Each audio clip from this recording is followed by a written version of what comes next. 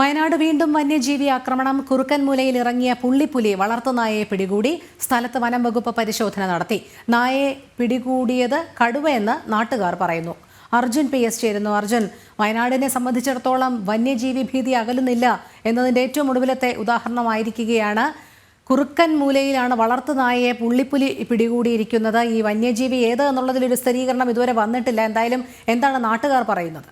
റോനി, തീർച്ചയായും ഞാൻ ഈ പ്രദേശത്താണുള്ളത്. നമ്മൾ കാണുന്ന ഈ സ്ഥലത്താണ് ഇപ്പോൾ പുലിയെ കണ്ടിട്ടുള്ളത്. നമ്മളെ പുലിയെ കണ്ടിട്ടുള്ളവരൊക്കെ നമ്മളോടിപ്പം ചേരുന്നതാണ്. അവരൊക്കെ ഈ സ്ഥലത്ത് തന്നെയുണ്ട്. രാജു എന്ന് പറയുന്ന ഒരു ചേട്ടൻ്റെ വീടിൻ്റെ അടുത്തുകൂടിയാണ് പുലി കടന്നു പോയിട്ടുള്ളത്.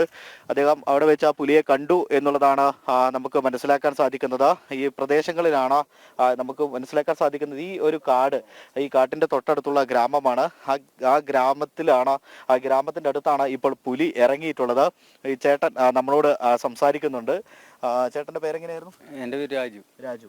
എങ്ങനെയായിരുന്നു സംഭവം? ഇന്നലെ രാത്രി ഒരു 8 മണിയാകുമ്പോൾ പിന്നെ ഞങ്ങൾ തീക്കൂട്ടിയിരിക്കുക. അപ്പോൾ ചെറിയ പട്ടിക്കുഞ്ഞുങ്ങളാ ഞങ്ങൾ കൂട്ടിലിട്ട് വളർത്തുന്നതാ.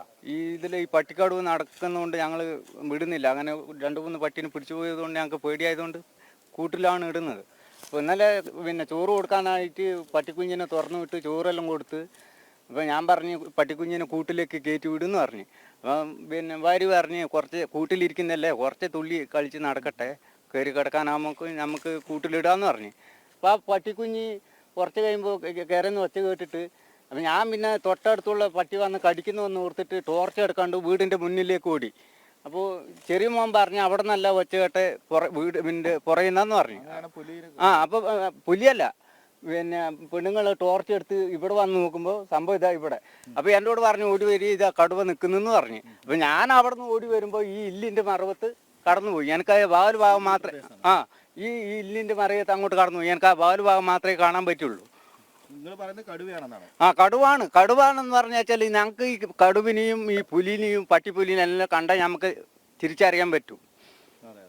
ഇതിനു മുൻപ് എങ്ങനെ ഇവിടെ കാണുന്നുണ്ട്? ഇതിന്റെ മുന്നേ ഞാൻ പറഞ്ഞില്ല, ഇവിടെ നടന്ന സംഭവം ഇല്ലേ, ആ സംഭവം ഉള്ളത് അറിഞ്ഞുകൊണ്ട് എനിക്ക് പേടിയാ. ഈ തൊഴുത്തെല്ലാം അടുത്തുള്ളത് കൊണ്ട് ഞാൻ രാത്രി അങ്ങനെ ഉറക്കില്ല. പിന്നെ വന്നു പോയിട്ട് ഇവരോട് പറഞ്ഞു കഴിഞ്ഞ് പിന്നെ ഇവർ അങ്ങനെ എങ്ങനെ എന്നല്ലേ പറയുള്ളൂ. അതുകൊണ്ട് നമ്മൾ ശ്രദ്ധിക്കണ്ടേ. തീർച്ചയായും അത്തരത്തിൽ തന്നെയാണ് പറയുന്നത്. ഇവർ പറയുന്നത്, ഈ പ്രദേശവാസി പറയുന്നത് ഇത് കടുവയാണെന്നാണ്.